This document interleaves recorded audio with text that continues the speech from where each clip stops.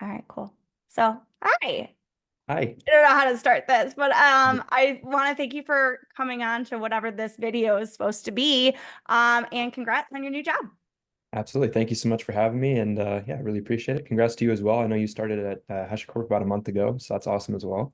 Oh yeah, thanks. It's been super fun. So, I guess tell me where you started in terms of like what were you doing before you became a software engineer? I was kind of all over the place. So I got a degree in criminal justice a couple of years Oh, ago. cool. And I had the intention of like going into law enforcement, FBI, that kind of stuff. And kind of Very like cool. halfway through, I decided that I didn't really want to go down that path anymore. Immediately after college, I was trying to look for something that was kind of like still along those lines.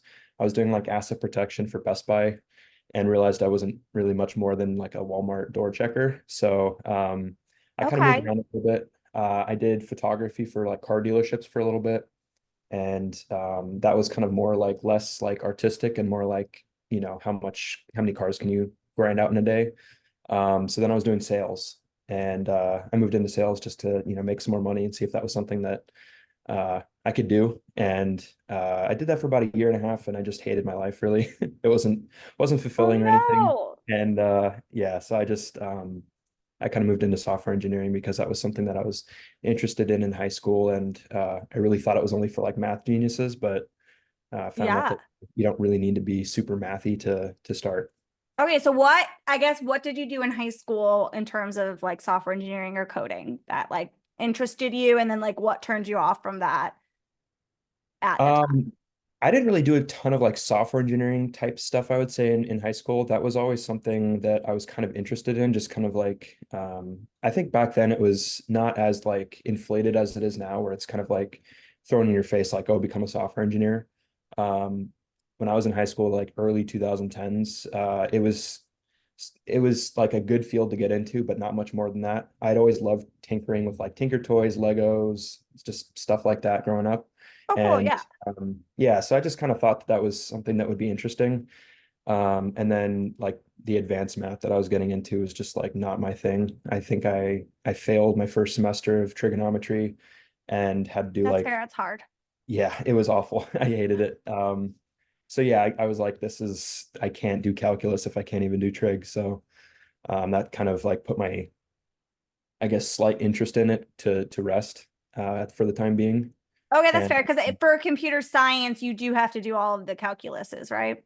yeah, calculus, like advanced algebras and all that kind of stuff. And algebra 2, I think I took advanced algebra 2 my sophomore year or something like that. And that was kind of like my like limit, my cap. Okay. Anything once it just started going really to like words and letters, that was where I was like, okay, I can't follow this anymore. So how did you figure out like, oh wait, I could be a software engineer and this would be fun? So during the pandemic, I had a lot of free time. I was working remotely once everything kind of got shut down. So I had a lot of free time. I was actually doing like a digital marketing like side business at the time as well. Oh, And okay. one thing that I really liked about that was kind of like building websites, just like landing pages for small businesses and stuff. So that kind of like piqued my interest a little bit more on that side because I didn't really like the sales side of it where you kind of had to like get more customers. But I did really like the kind of like building websites side of it. A What lot, portion of your time would you say was like hunting down leads and that or versus like building the landing pages for them? I would say like 98% was like hunting down leads and just trying to like Yeah, that generate doesn't my sound own fun. business. Okay. Yeah. So it was less of that. And then, once you land a client and kind of build things out for them, I like that process. I was introduced to like Zapier for automation. I use this tool called Go High Level, which kind of helped a lot with the automation as well and kind of allowed you to build landing pages and stuff within that. And I really like that. Um, it was super hard to like kind of generate business for clients then because it was the pandemic and nobody wanted to spend any money, especially on like a bathroom remodel or something like that, where it could be like 30 grand. Yeah. Uh, so that didn't really work out too well. And I was just kind of at a point where, like I said, I was really kind of miserable in what I was doing, sales wise. I was doing like leads for attorneys, and it wasn't like a super, fun thing, I guess. And a lot of it was just, you know, you kind of hunt what you or eat what you hunt type deal where, you know, I had to generate my own leads, generate my own business essentially for that. And so I was just kind of like looking one day after work for something. I think I saw an ad for like a boot camp or something. And so I kind of like revisited it, if you will. The boot camp that I actually ended up going to had like a free like online stuff, online boot camp you can kind of do like self-paced. And I Okay. was like, okay, I want to try it out, see what it was. I Which think it boot was camp did you originally go to? App Academy. Oh, okay. So how did you decide which boot camp to go to? And like, was it the free resources on their website that sold it to you? If not, what was like the selling point where you were like, yeah, this is it? Um, I think I can't remember exactly my thought process, but I remember looking for one that was like where it seemed like more more like you got your value out of it, so to speak. There's so many to choose from, and so many different boot camps do it so many different ways. I was considering going and trying to do I don't know who runs the boot camps, but some of them kind of like attach onto a university. And so my university had one of those, and I was thinking about doing that, but it really didn't seem they didn't have like a job guarantee or anything like that. And it was I read a lot of reviews on it, and they were really bad for most of the boot camps I looked at. App Academy did have, you know, their own fair bit of bad reviews, but that seemed to be like the more like established one. And Okay. their curriculum kind of seemed more, I guess, not like handholdy, but more just like, you know, they kind of made sure you understood a lot of stuff um, when you were kind of going through the boot camp. So that's, I think, how I, you know, decided to go with them. They seemed a lot more rigorous than some of the other ones that I did research on. Okay. Uh, their online stuff that I did beforehand really just I did that just to see if I like actually enjoyed software engineering or if it was just something Smart. that was like, you know, yeah, because you know, if I wanted to invest in it and you know, kind of like dedicate my life to it for 6 months to do the boot camp, I wanted to make sure that I actually liked it. And it wasn't like one of those things where it's like, okay, yeah, this seems cool, but halfway through I hate it or something like that. Was it 6 months like full time or part time? Full time? Yeah, yeah. That's So like a commitment. oh, it was, yeah. I was very lucky. I was living at home at the time with my parents, and Aw. you know, they were very supportive in the sense that they were like, you know, we know you're not happy. Like, why don't you think about like going back to school or something so you can find something else you can do? And I brought this to them and was like, hey, you know, this is something I'm interested in. This is like a viable path, and they were very supportive and like, yeah, go for it. Are So they so excited for you that you just got this job? yeah, yeah, they're And you really had like really cool. multiple job offers too, right? Yeah, I ended up with two. Yeah. So yeah, I was super fortunate. It was Amazing. a Congrats. long process. Thank you. Thank you. Um, but yeah, so you know, that was kind of my intro into it, I guess. Okay, Um, cool. So in your boot camp, how did you feel? Were there a lot of people dropping out throughout? And like, I guess, how did the 6 months go? it went great. It was really tough. But my cohort was like there was like a group of I want to say like 20 of us that really kind of stuck together throughout the whole I love thing. that. How Yeah, large was so wait, your cohort was 20 or there was 20 of you that stuck together out of the cohort? so there was 20 of us that were kind of like close friends. We still talk, like several of us still talk to this Oh, I day. love that. But I think the cohort started around 78, 75, something like that, really high. I think after the first, because they broke it down into modules. So like, you know, you would spend, I think it was like 2 or 3 weeks on like a specific thing. So the Okay. first one was like JavaScript fundamentals. You learn for loops, variables, objects, arrays, all that kind of stuff. I No. think it was like 2 weeks of learning. And then I think there was like a test at the end of the second week and or I think it was on the Monday actually of the third week. And I think by the first one there was like 30 people or something that just got deferred into the next group. So it was a Oh, wow. huge chunk. Um, but yeah, and then it just, you know, you just got whittled away every you know, module more and more kind of dropped out or not dropped out, but moved back.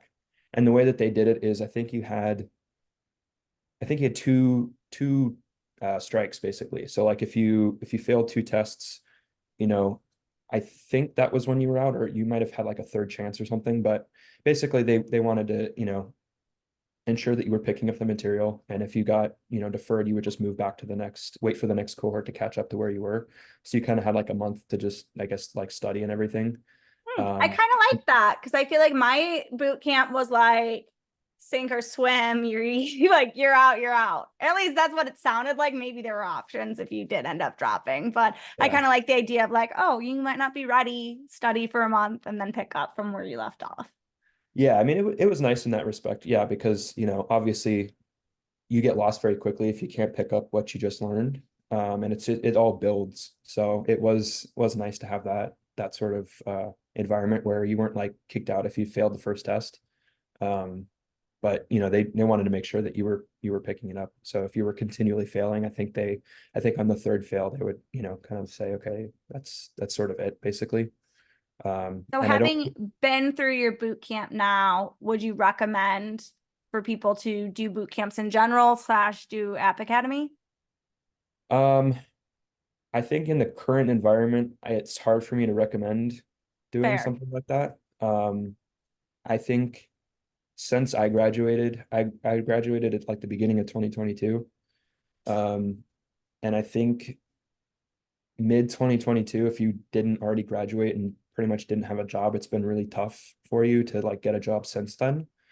Um, I don't know if I would recommend going that route now, just because it's very hard to differentiate yourself between all the other boot camps, all the people that are self-taught, and then all the CS grads that have had internships and like actual like degrees.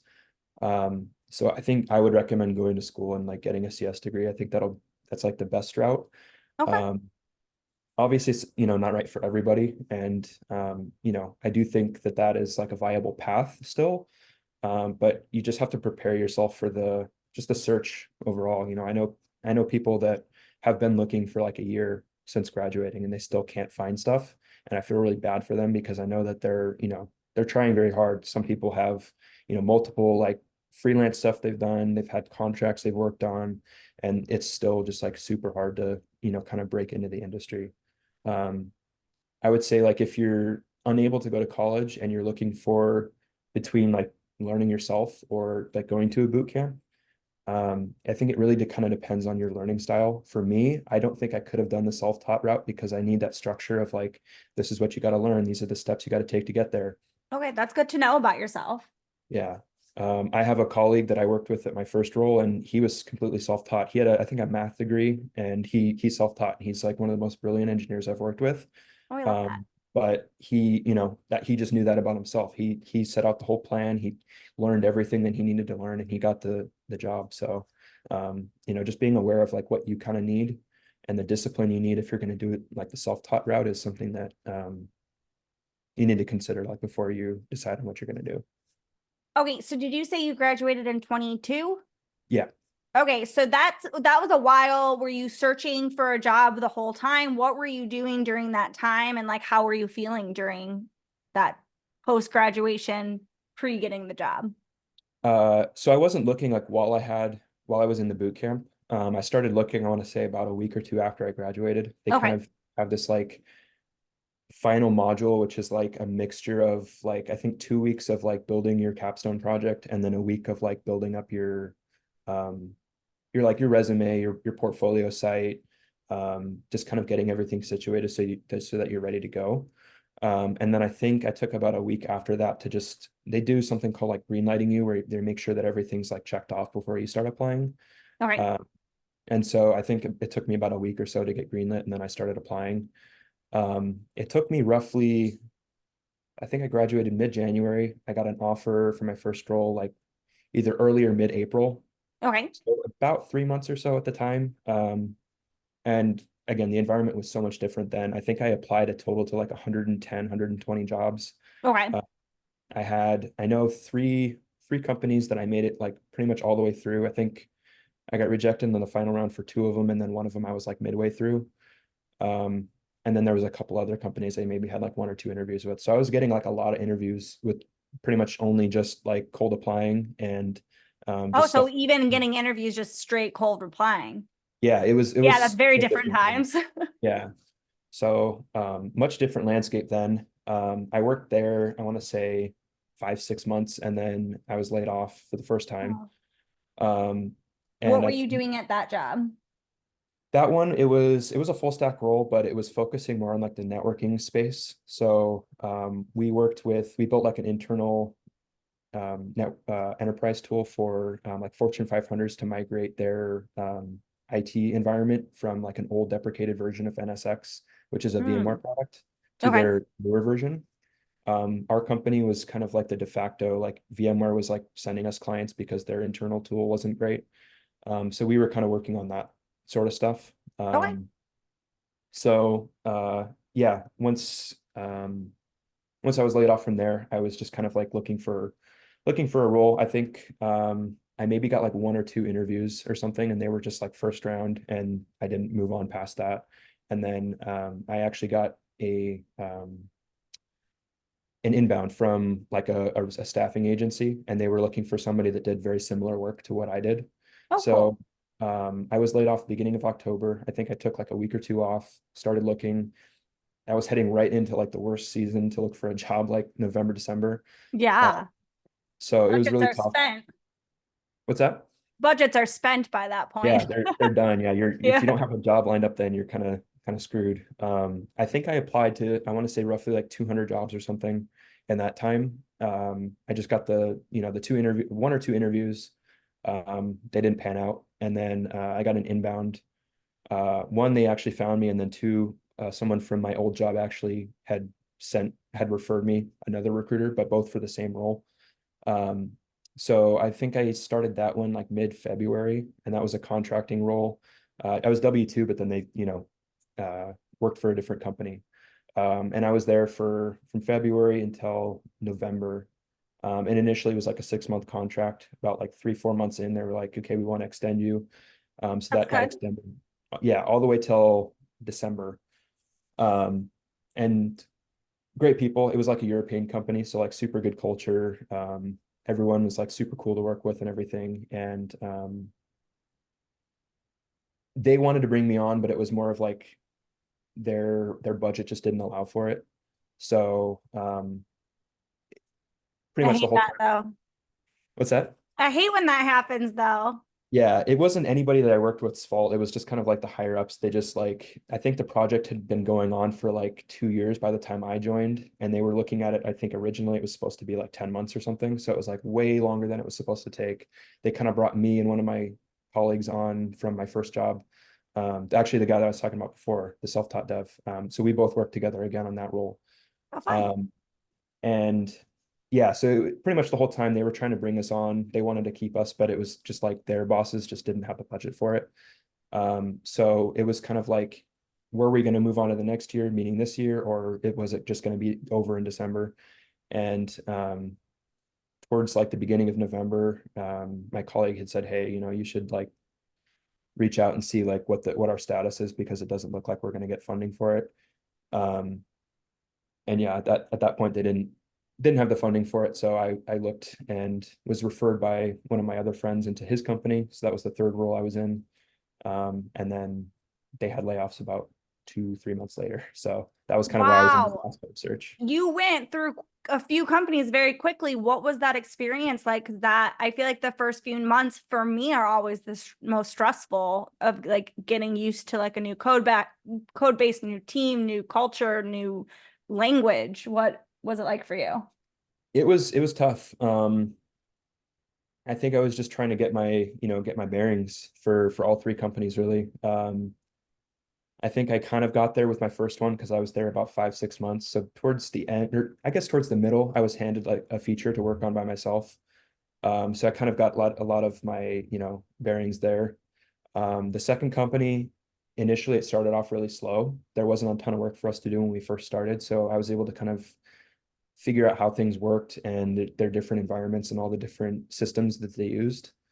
And then the third company, the last company I was with, I don't think I ever really fully understood what was going on the whole time. It was super startup-y. Initially, it was me and the other dev, who was one of my friends from boot camp. And then we brought on a third dev about halfway into my tenure there. Okay. Uh, but it was tough to kind of grasp everything. There wasn't a ton of structure. There wasn't any like onboarding or anything. It was very much like trial by fire. So I worked on a couple features there and just kind of like learned as I went, essentially. Yeah. Um, and then yeah, the layoff was pretty unexpected. I was working on a feature and thought I was going to get like on a meeting to like talk about something that I had a question about, and it was like, hey, like we don't have any like we're letting you go essentially. So Oh my um, gosh, that's so hard. And then you're like, wow, this is my third company. I just want yeah. to like get settled in somewhere. What was your job search like, or like strategy like different this time around than like in the different markets? Yeah, so I was laid off at the very end of January. They kept me on through the first day of February just so I had my benefits rolling through the end of the month. But I knew going in that the job market was really tough and I kind of needed to do something because I wasn't quite at that 2 year mark of experience. And it was also very stagnant or not stagnant, like splintered, Jump. if you will, Yeah. because I had three different roles. So I think initially I wanted to do something different and I had seen someone's post. I forget who it was, but he had said basically that like while he was in boot camp, he was like talking about everything he was learning, all his projects he was building, and by the Oh, time smart. he Yeah. graduated, somebody had like reached out to him and said, "Hey, I've been following you along. I see your projects. That's great. We'd love to interview you." And he made it all the way through and got like an offer like immediately after in this Yay. environment. So I was like, I need to do something like that. Like I need to like build something in public. And that's kind of initially what I was trying to do.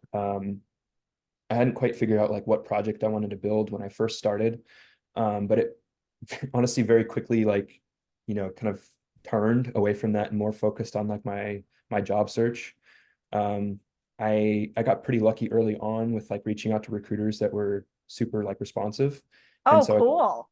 Do you yeah, have so like a tip of like, do you feel like it was luck or do you feel like it was like the way you were like sending the DM or like do you have a strategy that helped or do you think it was just those recruiters were cool? I think it was a mix of them being like just super responsive and just dumb luck, honestly. Like the first Fair. job I applied to was just she was a recruiter working for this company that she didn't even post a job description. She was just like, hey, like I'm looking for a front-end engineer, somebody that has experience with testing. Reach out if you or someone you know might be interested in this role. And so I sent her like an in-mail and I was just like, hey, like this is what I did at my last role. And I did a lot of like writing tests in that role. So I made sure in that note to like say, this is, I had 100% test coverage. I also increased like Oh, test good for coverage you. overall for stuff.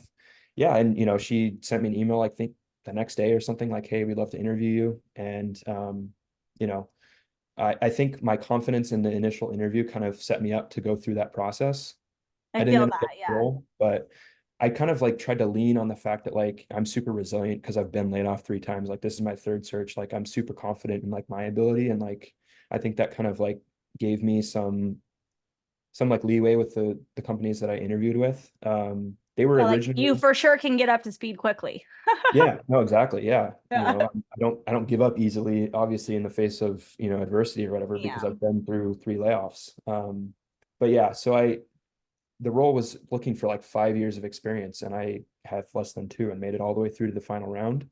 So I think just like being super confident when you're talking with people and like just, your stuff, you're more than willing to like learn and stuff that really kind of helps. Yeah. And so uh, didn't end up getting that role, but shortly after I reached out to there was this early grad or not early grad, early career role. Hmm. And that one was I was super fortunate because the recruiter that posted it was actually like listed on the job posting on LinkedIn. So I Okay. just reached out to her and was like, hey, I just applied. Like I think I'd be a good fit.